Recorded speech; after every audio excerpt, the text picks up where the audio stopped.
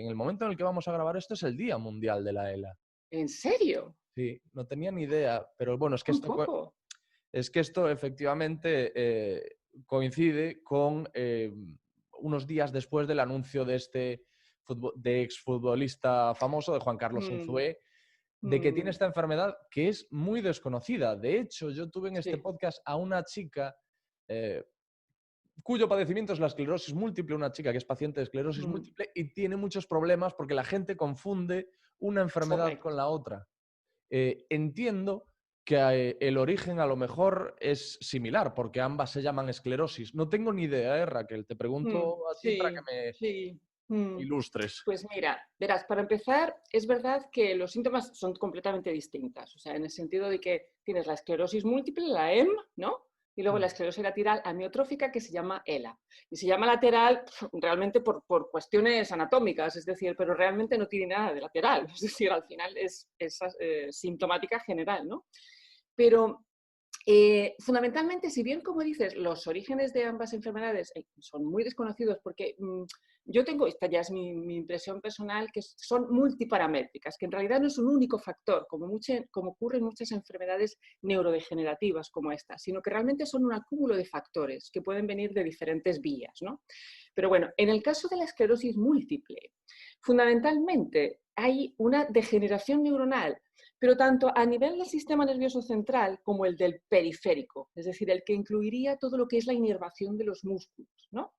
Sin embargo, en el caso de la esclerosis lateral amiotrófica es sobre todo y fundamentalmente de un ataque a las neuronas que son las que dan las órdenes a los músculos para moverse, ¿no? Las motoneuronas, Motoras, sí. ¿vale? Sí, las motoneuronas. Bien, entonces, claro, eso lo que hace es que tengan un cuadro, en principio, hay síntomas comunes, ¿no? Esta fragilidad muscular, estos temblores, esto que te duele las piernas, los calambres, que a veces tengas movimientos que no puedes controlar con las piernas, pero luego, en general, tienen un cuadro muy distinto de evolución. La ELA afecta solo a la parte motora. La cabeza está, quiero decir, no pierdes memoria, etcétera, etcétera. O sea, tú estás intelectualmente y cognitivamente estás bien. Mientras que la EM sí puede tener deterioro cognitivo, ¿vale? También la EM se da en rango de edad mucho más joven. Normalmente el rango de edad suele ser 20-30 años, mientras que la ELA suele ser más de ya 50, etcétera, ¿no? 65, Ujú. aunque bueno, a veces puede haber casos precoces, sobre todo cuando tienen un origen genético.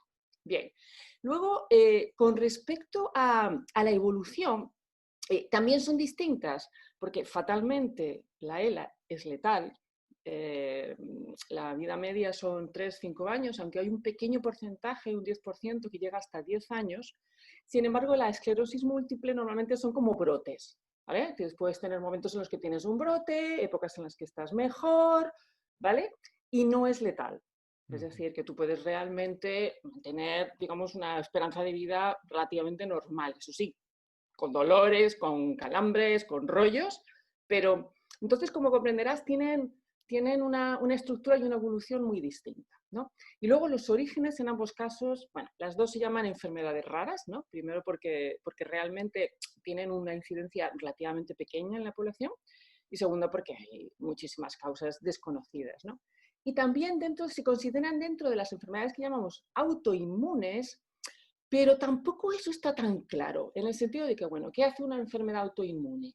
Bueno, tú los anticuerpos que produces tu ejército, ¿no? Tus defensas, lo que hacen es atacar a cualquiera, ¿no? O sea, disparar a todo lo que pasa. Entonces, atacan también a tu propio, en este caso, a la formación de tu mielina, Claro, ¿no? normalmente atacan a los intrusos, ¿no? El sistema Efectivamente, inmune o sea, ataca a los normalmente intrusos, pero en este exacto, caso... exacto. Un anticuerpo normalmente está destinado y diseñado para atacar a un intruso, además para el que está programado. Un anticuerpo no va a atacar a cualquiera, es Mm. decir, va a estar dedicado a un intruso concreto. Sin embargo, en las enfermedades autoinmunes, esto es un problema muy serio, lo que ocurre es que los anticuerpos se desmadran, en el sentido de que empiezan a atacar, le da igual que sea tuyo, que sea un antígeno, lo que se llama un cuerpo extraño, y en este caso, lo que hacen es también producir una degeneración de la mielina. La mielina viene a ser lo que permite que las neuronas se comuniquen más rápidamente. Porque las neuronas, imagínate, las neuronas tienen a lo mejor una velocidad que, bueno, si fuera un grupo de WhatsApp sería inviable. Imagínate que tienes unos 10.000 amigos en WhatsApp, ¿vale? Que te mandan 1.000 mensajes por segundo. Eso es una idea, eso ni un grupo de padres, eso es brutal. Entonces, claro, las neuronas tienen una velocidad enorme. De hecho, todavía no hay ningún sistema computarizado que llegue a almacenar la velocidad que lo hace un cerebro humano.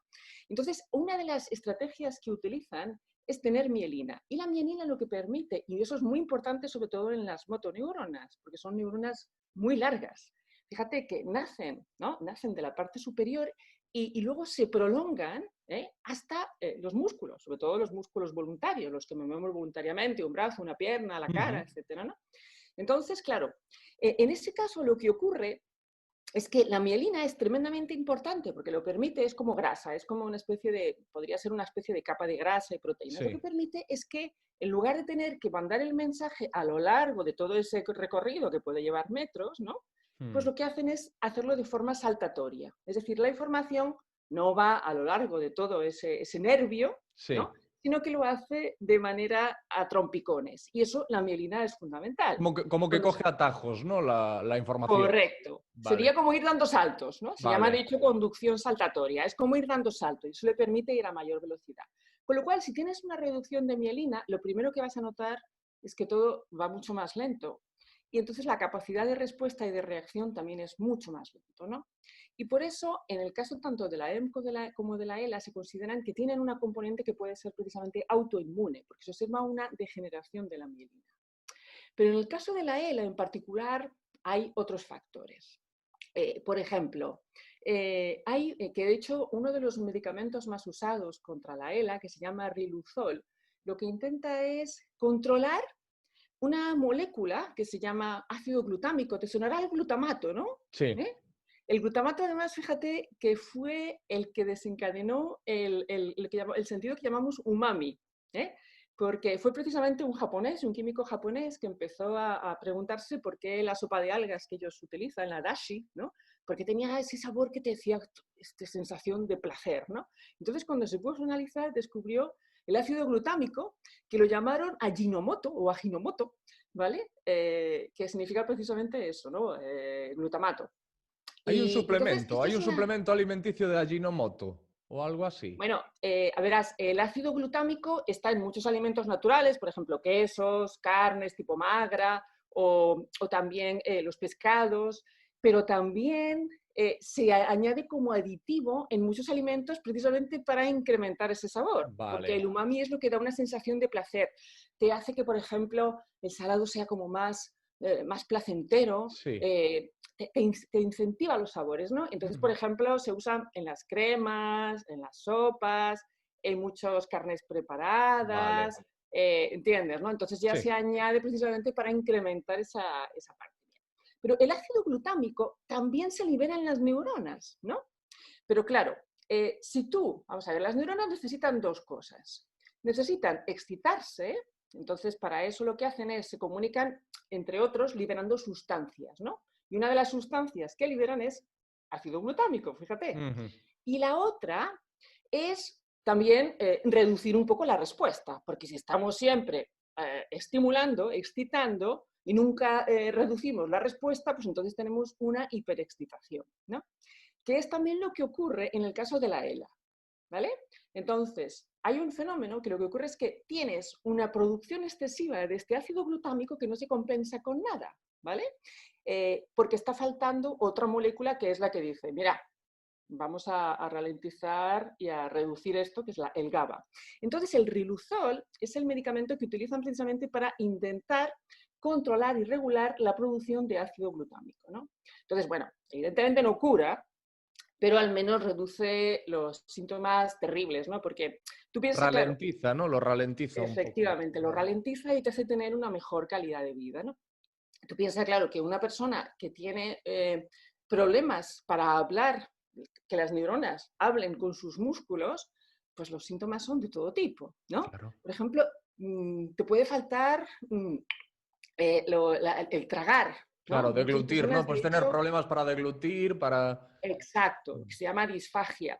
Y uno de los problemas esenciales y fundamentales, pues por ejemplo, bueno, evidentemente gesticular o poder hablar, pero el peor, que suele ser por el que mueren la mayoría, es por no poder respirar. Claro. ¿No?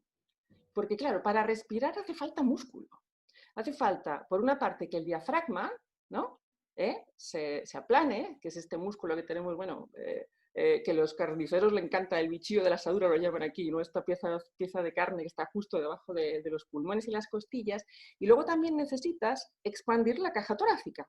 Y para eso te hace falta los músculos, ¿no? Las costillitas, el músculo de las costillitas también necesita expandir la caja torácica. Entonces, si tú pierdes esa musculatura, te asfixias, Claro. porque no puedes inspirar, ¿no? Que es una de las causas por las cuales también suele ser muy, muy letal, precisamente por no poder respirar. Bien, entonces, ese sería otro de los factores, ¿no? Tenemos el factor del ácido glutámico, tendríamos el factor de estar degradando la mielina, tendríamos evidentemente un factor genético, ¿sí? Que, a ver, no es que sea una enfermedad hereditaria, ¿vale? De hecho, hay una parte de la ELA que se considera familiar, pero es un porcentaje inferior, es aproximadamente un 10%. Pero la mayor parte de la ELA no viene de un origen genético, ¿no? De hecho, también hay otra cosa que se llaman, bueno, de hecho intentan identificar qué genes pueden estar implicados, ¿no? Hasta ahora han identificado unos 25. Y hay uno de ellos que se ha hecho muy popular porque es un gen que podría inducir a una cierta terapia génica, porque lo que hace es regular la expresión de una proteína que es muy importante en el ser humano, que es una proteína que nos ayuda a antioxidar, a bajar la oxidación. Se llama SOD, ¿vale? Bien. Entonces, claro, también intentan hacer terapia génica por ahí. Pero también hay otro factor que también están estudiando, y es que en las motoneuronas, en estas neuronas que son las que hablan con los músculos, también hay una acumulación aberrante de proteínas. Que eso además suele ser muy común en las enfermedades El neurodegenerativas. Alzheimer, por ejemplo, ¿no? Por ejemplo, muy Sí, bien, exacto, ¿no? El amiloide o en el sí. Parkinson, la alfa-sinucleína, ¿no? Entonces, son proteínas que tienen sus funciones normales y por X razones, de repente empiezan a comportarse raras, empiezan a agregarse, etc. Entonces, también en las motoneuronas se observan que hay unos agregados de algunas proteínas, ¿no? Por ejemplo, hay una que se llama TDP43, ¿no? Yo no te voy a dar mucho nombrajo, no me sirve para nada, pero que sí entiendes el concepto. Con lo cual estamos abriendo el abanico de posibilidades a un montón de factores distintos. ¿Por qué se agregan las proteínas? Fíjate que en el caso del Parkinson hay diversos factores, pero uno de los que también genera lo que es el fenómeno proinflamatorio tiene que ver con problemas en el intestino, que también se observa en el ELA. También hay problemas intestinales. De hecho, suelen tener problemas a lo mejor de intestino más permeable, ¿no? Y eso ya tendría que ver con problemas intestinales, que es otro gran mundo, ¿eh? Bueno, de hecho, en mi libro habrás visto que, bueno, y en el segundo libro más todavía, lo que hago es insistir más en ese aspecto porque es fundamental. Y entonces, en el Parkinson, uno de los factores que se considera de riesgo es estar expuesto a pesticidas, que también lo tiene común con el ELA. Entonces, todo lo que sea exponerse a pesticidas, etcétera, también puede generar cierta toxicidad que empezaría en el intestino, generaría problemas inflamatorios y aunque el cerebro no se inflame, porque está ahí en el cráneo, no se va a inflamar, al final acaba muy afectado por todo lo que son las sustancias que se liberan con la inflamación. Entonces, como verás, la ELA es un mundo. Por eso te decía que el abordaje, digamos, terapéutico futuro es bastante probable que tenga muchos factores incluidos, que pueda ser una parte de terapia génica, una parte de intentar actuar directamente sobre los agregados, una parte que intente mejorar la vida media de las motoneuronas, una parte que intente mejorar los desequilibrios del intestino, ¿no? Todo lo que son el abordaje de las bacterias del intestino, incluso la estimulación a nivel de lo que se llama corteza temporal, ¿no? Esta estimulación magnética transcraneal para conseguir que las neuronas que tienen que decir al glutámico baja los niveles también se estimulen y de esa manera consigas de nuevo regular el exceso de producción de glutámico. No Claro, sé si me estoy explicando sí, bien o te estoy sí. contando una tostada aquí. No, pero el tema es que, por ejemplo, una vez tenemos en cuenta eso, que Sí, una de las causas es el exceso de producción de ácido glutámico. por Claro, ejemplo, sí. pero lo que hay que saber es por qué se produce ese exceso de producción de ácido glutámico. Es que, claro, la Sí. cosa va más atrás, ¿no? Es más... Correcto, correcto. Digamos que factores de riesgo, piensa que puede haber todo un conjunto. Vale, hay evidentemente, si tienes una componente genética que, como te digo, es el mínimo, pues evidentemente eso te va a afectar. Bien, pero luego tienes, por ejemplo, si tienes, vamos a ir al caso de los futbolistas, ¿no? Un futbolista evidentemente estresa su músculo. Vamos a ver, hablamos de futbolistas, pero podríamos hablar que también es más común en la gente, por ejemplo, que es militar profesional, que está muy expuesto a un ejercicio intenso durante mucho Ah, tiempo. es más común el ELA en militares, no lo sabía. Sí, en todo lo que son ejercicios de bastante intensidad Sí. en el rugby. Lo que pasa es que, claro, estadísticamente no se ha hecho como en el caso del fútbol, porque evidentemente el fútbol y los futbolistas son muy mediáticos, ¿no? Pero en realidad, todo lo que sea, mira, hasta en los cantantes, si tú estás, primero porque a lo mejor eres un cantante de rock que realmente tienes que entrenarte mucho, pero si no también todo lo que es la musculatura de la voz, etcétera, también todo lo que sea generar un estrés muscular elevado, que lo que hace es estar sobreentrenado, puede también ser un factor de riesgo, ¿vale? Porque Ajá. claro, tu músculo también tiene que recuperar. Tu músculo también, cuanto más lo estresas, también genera más estrés oxidativo, etcétera, etcétera. Todo lo que sea hiperestimulación, puedes desregularlo, ¿no? Pero eso, evidentemente, puedes pensar en un montón de actividades distintas, ¿no? No solamente los futbolistas, sino pues un montón de deportes en los que eso va a ocurrir. O sea, si tú te pones a mirar, por ejemplo, listas de famosos que han muerto de ELA, tienes de todo. De hecho, déjame mirar, porque estuve Sí, echando porque un digo, vistazo. Dime. encontraremos también a gente sedentaria, imagino. Aunque sean los Evidentemente. menos, aunque sean los... Claro, claro. Donde es más común, fíjate, es en hombres más que en mujeres. Ajá. Sí. Sí. Entonces, otro factor, el estrés nervioso. Si tú eres un deportista de élite, sobreentrenado, encima tienes estrés nervioso, pues también eso va a generar una sensibilidad mayor. Si fumas, el tabaco también es un factor de riesgo. Si estás expuesto a pesticidas, si tienes problemas intestinales, ¿no? Mm. Es decir, que al final es un totum revolutum, que seguramente lo que induce son diversos factores. Pero las causas exactas, tanto de ELA como de EM, no se conocen. Es que es tremendo porque con la esclerosis múltiple sí se ha avanzado, pero el ELA es una enfermedad que se conoce, de la que se tiene conocimiento y está identificada desde, si no me equivoco, finales del siglo XIX.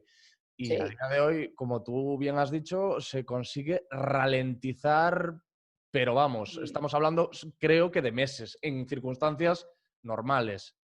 lamentablemente sí. Pero mira, hay un aspecto, yo como investigadora, hay un aspecto fundamental a la hora de poder estudiar una enfermedad y es tener el modelo. Tener el modelo experimental, el modelo en este caso animal, que son siempre los pobres sufridores que, Ya. ¿no? Y entonces, claro, si te estoy hablando de agregados de proteínas, de 25 genes hasta ahora identificados implicados, de posibles relaciones con neurotóxicos que vengan del medio ambiente, como puedan ser pesticidas, etcétera. Al final, ¿cuál es el modelo? ¿Me entiendes, no? Mm. Es muy difícil generar un modelo experimental sobre el que poder luego, pues establecer un poco el diagnóstico de una enfermedad y, bueno, digamos, tenerla controlada para poder abordar más el tema. Y ese es el problema con las enfermedades raras, que los modelos son escasos, no hay realmente modelo animal, ¿no?